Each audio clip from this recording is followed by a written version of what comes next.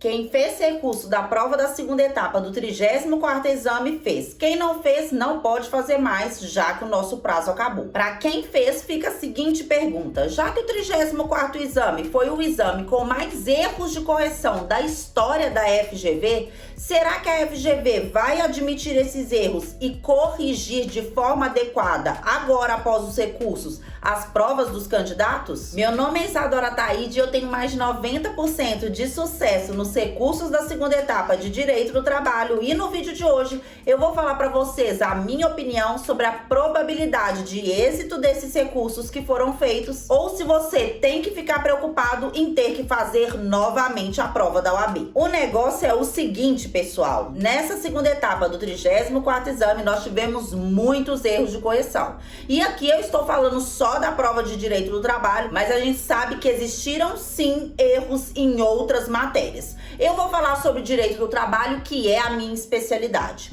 Nós tivemos na peça vários quesitos sobre indenização, dano moral, dano material e dano estético.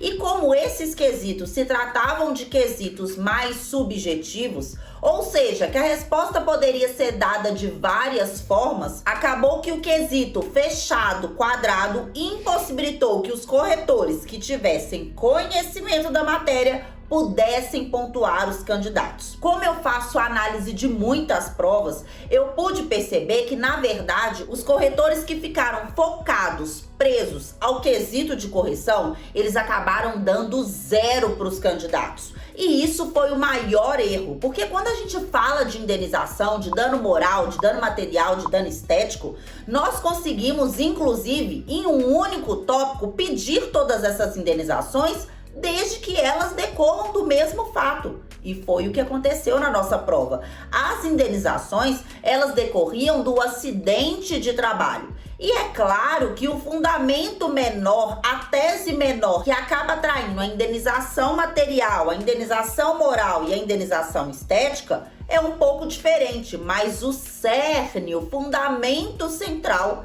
é o mesmo. Nas análises que eu fiz, eu percebi que muitos candidatos falaram totalmente de forma genérica e tiveram pontuadas as suas teses, e outros candidatos que falaram extremamente direcionado para o caso concreto, ou seja, foram mais específicos, dependendo do corretor que eles pegaram, tiveram a nota zerada por simplesmente não falar as palavras do quesito de correção.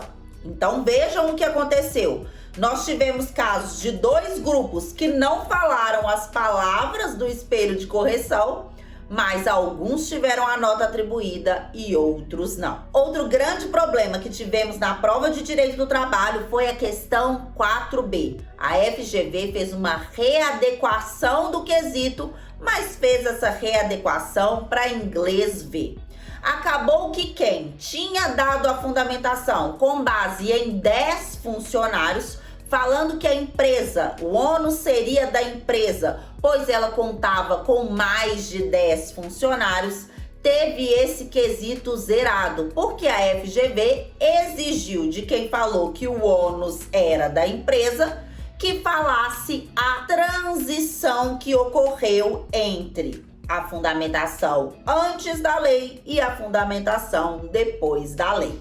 Ou seja, ninguém fez isso, obviamente. Com tantos erros de correção, eu estou recebendo diariamente muitas mensagens de vocês preocupados em saber se realmente a FGV vai admitir esses erros. Porque sim, na segunda etapa do 34º exame nós tivemos erros graves de correção. E aí, pessoal, como sempre, eu quero ser sincera com vocês. Em relação a recurso, a gente tem que entender que depende muito da pessoa que vai pegar para corrigir. Ainda mais quando nós falamos de direito, de humanas, vai depender muito da interpretação do corretor. Porque realmente o corretor que continuar firme naquele quesito de correção, ele vai continuar dando 0 para os candidatos.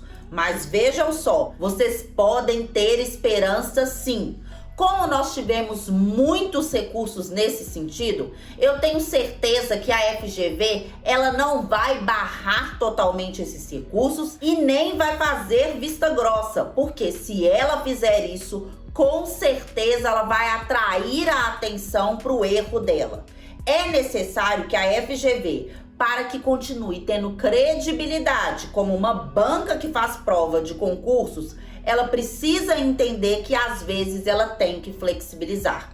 E nesse caso, foi erro de correção e foi erro de correção grave. A minha percepção é que nós teremos muitos recursos providos. Mas é claro, pessoal, que não tem como a gente dar certeza se todas as pessoas que tiveram esse quesito zerado vão ter a nota atribuída. Porque, como eu disse para vocês, depende muito do corretor que vai pegar a prova. Da mesma forma que vários corretores deram a nota para alguns candidatos que não colocaram o que estava no quesito de correção, e aí eu quero dizer as palavras exatas que estavam no quesito de correção, agora no recurso eu creio que o direcionamento vai ser para que seja corrigido de forma mais ampla e não olhando simplesmente para as palavras do quesito.